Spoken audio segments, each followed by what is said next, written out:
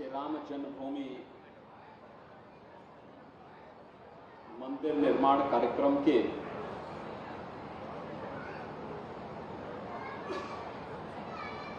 पूर्व रामकोट का निर्माण और इसके लिए आयोजित इस अनुष्ठान में यहाँ पर पधारे दक्षिण भारत के हमारे अति प्रतिष्ठित पूज्य संत श्री त्रिदंडी चेयर स्वामी रामचंद्राचार्य जी महाराज, जगतगुरु रामानुजाचार्य पूज्य स्वामी श्री धराधराचार्य जी महाराज, मान्य विधायक श्री जनार्दन रेड्डी जी, श्रीमती जमुना रेड्डी जी, हमारे अयोध्या के लोकप्रिय विधायक श्री वेद प्रकाश गुप्ता जी, जनपद अयोध्या के ही रुधौली विधानसभा क्षेत्र के लोकप्रिय विधायक श्री रामचंद्र यादव जी, आज के इस धार्मिक अनुष्ठान में यहां पर उपस्थित सभी श्रद्धालुजन और उपस्थित भाइयों बहनों, आप सभी का मैं अयोध्या धाम के इस भव्य आयोजन और अयोध्या में श्री राम जन्मभूमि और यहाँ के पावन स्थलों के दर्शन के लिए आगमन पर हृदय से अभिनंदन करता हूं। ये मेरे लिए अत्यंत प्रफुल्लित करने वाला क्षण है जब श्री राम जन्मभूमि पर रामलला के विराजमान होने के पूर्व यहां पर रामकोट के भव्य लोकार्पण का कार्यक्रम यहां पर संपन्न हुआ है। ये इसलिए महत्वपूर्ण है कि इस पवित्र स्थल पर नाम और नामी दोनों यहां पर विराजमान है। हम सब जानते हैं कि हम सब ने अपने पवित्र ग्रंथ रामचरितमानस को पढ़ा है और हम सब जानते हैं कलयुग केवल नाम आधारा, सुमरि सुमरि नर उतरहि पारा। यानी कलयुग में नाम का अपना महत्व है और उसके बारे में भी जो बात कही गई है कि जपात सतम पुण्यम गुणम पुण्यम रामनामाभिलेखनम, यानी जब से 100 गुना ज्यादा पुण्य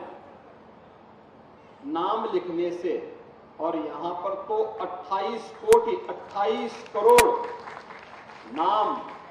रामकोट में संरक्षित किए गए हैं और ये निरंतर इसमें अभिवृद्धि होती हुई दिखाई देगी। यानी इसका पुण्य हमें अनंत काल तक न केवल सन्मार्ग पर ले चलने की बल्कि हम सबको जीवन के समृद्धि के मार्ग पर अग्रसर करने की एक नई प्रेरणा प्रदान करेगा। और रामकोट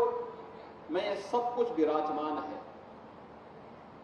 प्रभु का नाम भी है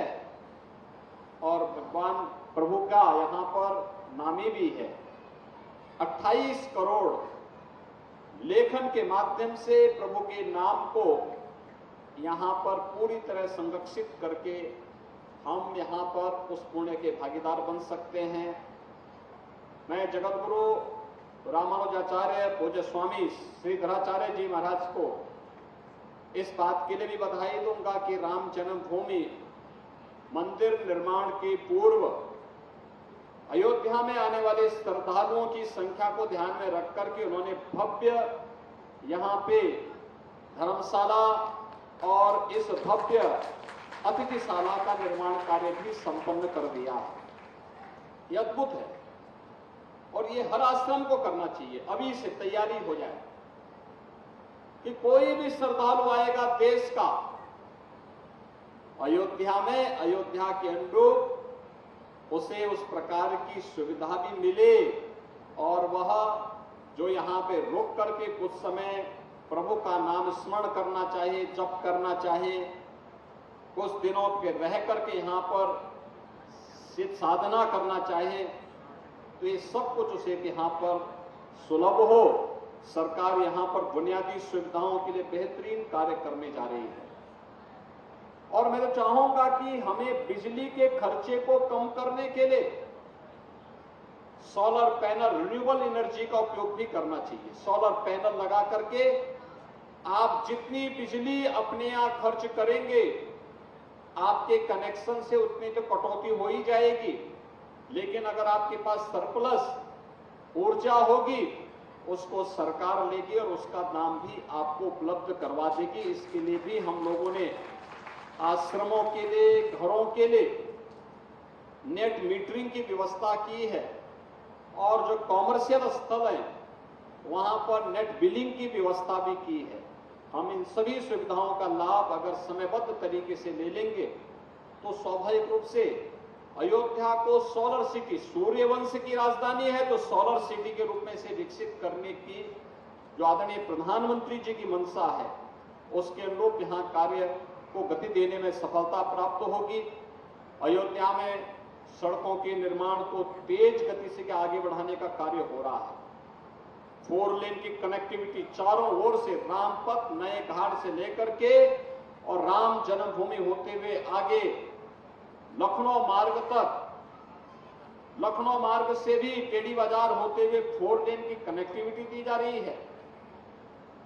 हनुमानगढ़ी के बगल से भक्ति पथ का निर्माण किया जा रहा है और यही नहीं, सुग्रीव किला के बगल से भी 4 लेन की बेहतरीन कनेक्टिविटी श्री राम जन्मभूमि के लिए उपलब्ध करवा करके श्रद्धालुओं की सुविधा को, बेहतरीन सुविधा को ध्यान में रख करके यहाँ पर अन्य अनेक कार्यक्रम किए जा रहे हैं। आने वाले समय में अयोध्या दुनिया की सुंदरतम नगरी के रूप में स्थापित हो, यही प्रधानमंत्री जी की इच्छा है और उसी के अनुरूप केंद्र और राज्य सरकारें पंचकोसी परिक्रमा को, 14 कोसी परिक्रमा को, 84 कोसी परिक्रमा को, संतों और श्रद्धालु जनों को मिलने वाली सुविधा को ध्यान में रख करके अनेक कार्यक्रम चला रही है।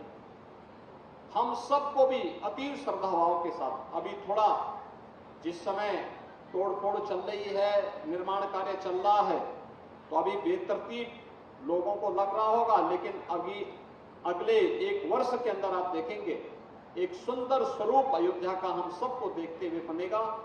मैं इस अवसर पर आज एक बार फिर से पूज्य जीयर स्वामी जी का, जगत गुरु रामानुजाचार्य, पूज्य स्वामी श्रीधराचार्य जी का और उनकी सभी पूज्य संतों का मैं एक बार फिर से हृदय से अभिनंदन करते हुए उन्हें कोटि कोटि बधाई देता हूं। ग्राम कोट के इस निर्माण के लिए और अतिथिशाला के भव्य निर्माण के लिए भी मैं उनका हृदय से अभिनंदन करते हुए अपनी ओर से उन्हें बधाई देता हूं, अपनी शुभकामनाएं देता हूं। जय जय श्री राम।